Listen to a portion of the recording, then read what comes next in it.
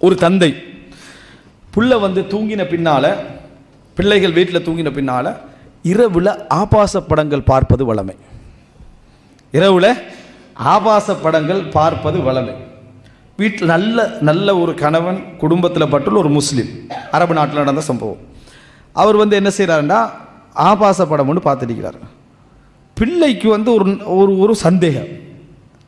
இரவு நேரத்தில் 1 மணி 12 மணிக்கெல்லாம் தந்தை என்ன செய்கிறாரு, பிள்ளைகள் வந்து கொஞ்சம் தத்தல்லு இருக்கும், என்ன தேடுற தன்மை என்ன செய்யும் இருக்கும். ஒரு 13-14 வயசு புள்ள திடீர்னு ரூமுக்குள்ளே அந்த புள்ள என்ட்ரு ஆகுது. பாப்பா வந்து தவறான காட்சிகளை பார்க்குறத அந்த புள்ள கண்டுறது. வாப்பா அப்படின்னு புள்ள பேசு. உடனே வாப்பா என்ன செஞ்சிடறாரு, அதற்கு இதை மூடிட்டு அவர் ஒரு பிரம பிடிச்சவர் மாதிரி என்ன செஞ்சிடறாரு, பெட்டில் வந்து உட்கார்ந்துடுறாரு.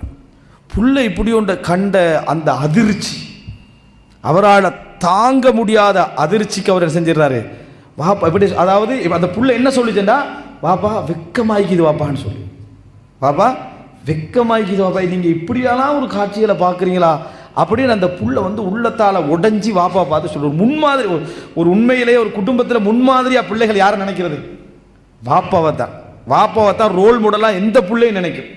வாப்பா இப்படி ஒரு மகள், வாப்பா இப்படி என்று கண்டதோட அந்த புள்ளையோட மனசை உடைஞ்சிட்டு வாப்பா வெக்கமாய்க்குது. அன்று ஃபஜ்ருக்கு அவர் பள்ளிக்கு போகிறார். இது அந்த புள்ளையின் ரிவாயத், அந்த புள்ளையோட அறிவிப்பு, இது பதிவு செய்யப்பட்டது. அன்றைக்கு ஃபஜ்ருக்கு போகிறாரு. வல்லமையாக ஃபஜ்ருக்கு போகாத மனிதர், இந்த காட்சிகளோட தூங்குறவர்.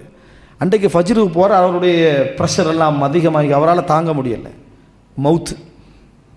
அன்றைக்கு என்ன, அவருடைய காதில் ஒழிச்சிக்கண்டே இருந்த வசனமாக எது இருந்திருக்கும், அப்பா வெக்கமாக இருக்குது அப்படின்ற வசனம் தான் இருக்கும். இந்த சம்பவத்தை நாங்கள் மொழிபெயர்த்து தமிழில் எழுதினோம், அந்த முழு டீட்டெயில்ஸ் நடந்த உடனே.